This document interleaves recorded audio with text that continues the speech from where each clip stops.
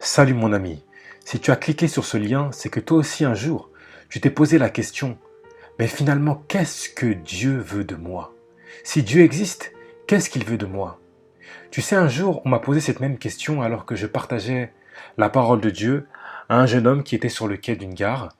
Et ainsi, ce jeune homme, on discutait, et en fait, il s'avère que ce jeune homme croyait en Dieu, mais il avait quelques doutes à cause finalement des religions et de tout ce qu'on pouvait reprocher donc aux religions.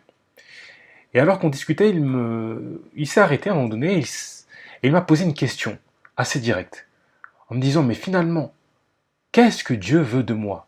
S'il y a une chose que je devrais retenir que Dieu veut de moi, laquelle est-elle?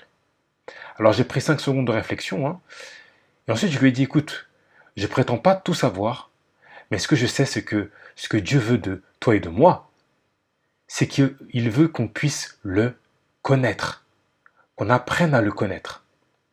Alors il m'a regardé d'un air surpris, j'ai senti que ça l'avait quand même touché. Il a pris mon prospectus et il m'a remercié. Mais vraiment, cette discussion qu'on a eue a été très bénéfique aussi pour moi parce que finalement, j'ai reposé cette même question à des gens autour de moi, croyants ou incroyants, pour connaître un peu leurs réponses.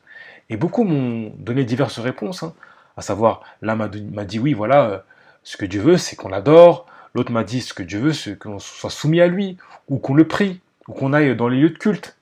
Tout un tas de réponses qui, bien entendu, étaient bonnes, mais qui, vous l'aurez bien compris, hein, sans connaître finalement Dieu, n'aurait pas de sens.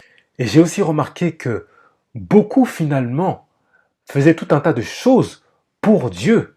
Hein, aller donc à la mosquée, à l'église, à la synagogue, prier, adorer, mais sans avoir un jour connu réellement Dieu. Et j'ai aussi remarqué une autre chose, c'est qu'il y avait une vraie confusion entre le fait d'avoir des informations sur Dieu et de connaître Dieu. Oui, d'avoir ces informations ou dans lesquelles tu sais que oui, Dieu est unique, qu'il est le Créateur, qu'il est le Tout-Puissant.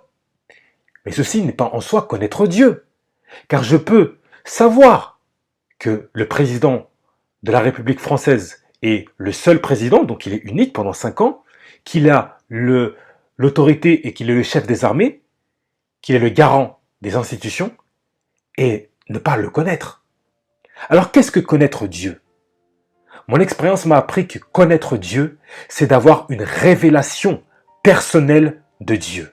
Jusqu'ici, tu as eu des informations sur lui, mais maintenant Dieu veut te donner une révélation de lui. Alors comment avoir une révélation de Dieu? Ce sera le sujet d'une autre vidéo.